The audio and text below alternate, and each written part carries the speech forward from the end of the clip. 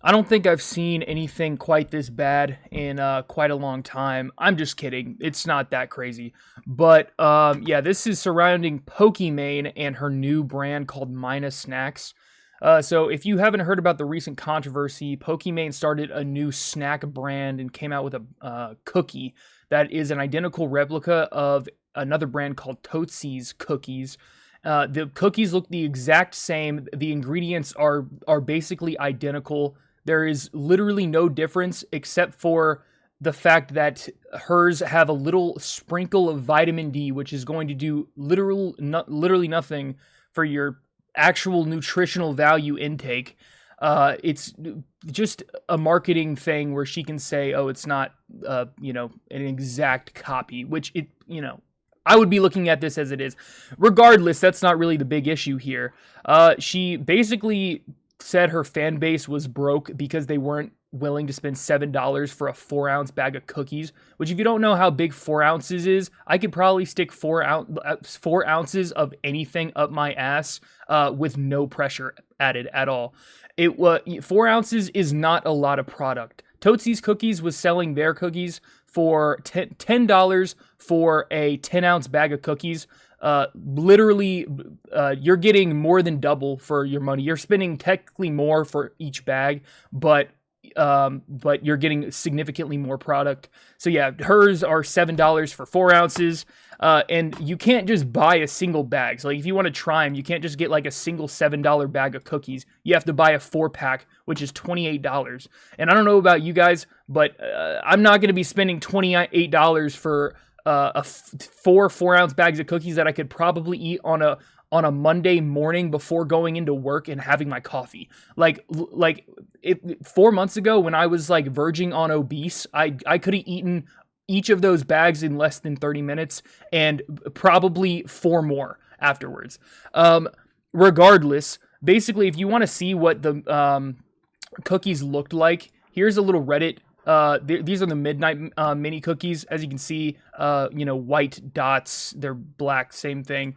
Here are her Mina cookies. If you can see that on the front, boom. They are literally pretty much an identical copy. If you want to say, oh, it has vitamin D. But I don't know if these are gluten-free, but, they probably are because they're literally the same cookie.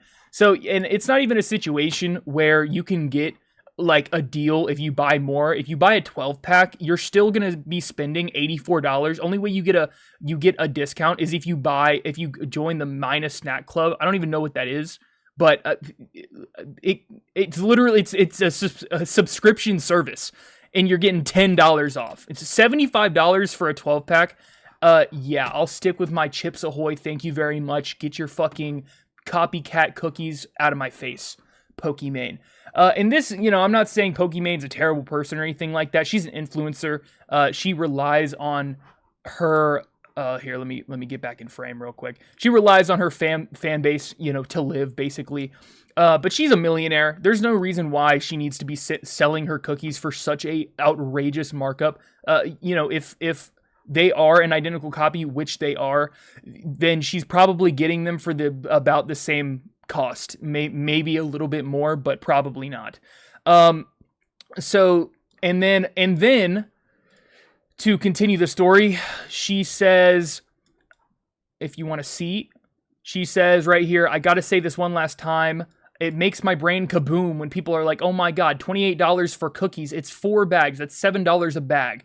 All right, listen, Pokimane. I know that you are in the realm of goblins or something. You are not even in the same realm as a regular human being. But the average hourly wage, or like the average hourly, is probably like $13 an hour. So basically, just buying a couple bags of your cookies is taking away 2 hours of somebody's life, which they could be spending, doing significantly better things. They could I would rather go on a 10-mile jog than pay $28 for a 4 pack of 4 ounce cookies, which I'm gonna eat in like a day. So, and then she goes on to say, after she calls her fan base an idiot, or broke, she says, if you want if you want to buy $8 for Twitter Blue for some pixels, that's okay. That's fine. You spend your money how you want. I'll spend mine how you want. Now, I don't know about you guys, but I don't know a single person that's ever actually bought Twitter Blue. I mean, like, you can sound off in the comments. Let me know if somebody actually has done that before, but I seriously doubt it. Or, like, there are definitely people that have done it, but, I don't know any of them. And basically she goes on to apologize, saying that it was a complete joke, that she called her fan base broke and everything. Literally, the people that she's relying on to buy these cookies, like the general populace of like the United States, is not gonna go to your website and buy $28 bag of cookies. They're going to Costco and getting like 3 packages of Chips Ahoy for like a quarter of the cost. And considering that Chips Ahoy has gone up by like $2 per like box since inflation, hit us in the face, hit the fan since like COVID and stuff. So yeah, basically pretty much the drama or whatever is the same. It hasn't really changed. It's just she came out with a little apology.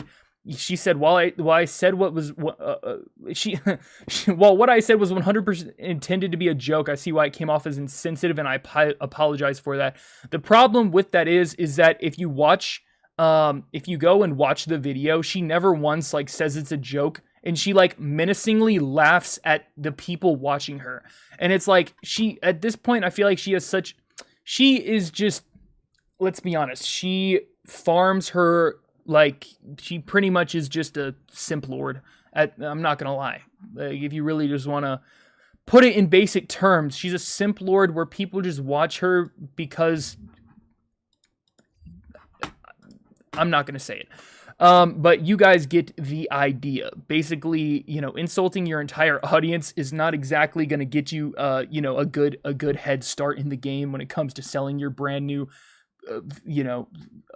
brand of cookies, which I don't know if you know who Emma Chamberlain is. She came out with a coffee brand, and from what I hear, that's not doing so well.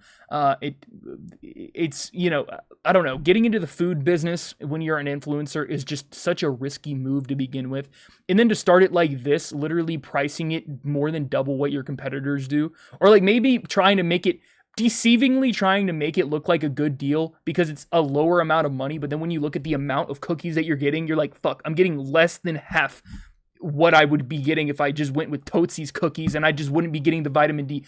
Oh, okay, we got to get up, go outside for a couple of seconds. You're going to get that vitamin D in like 5 minutes out in the sun anyways.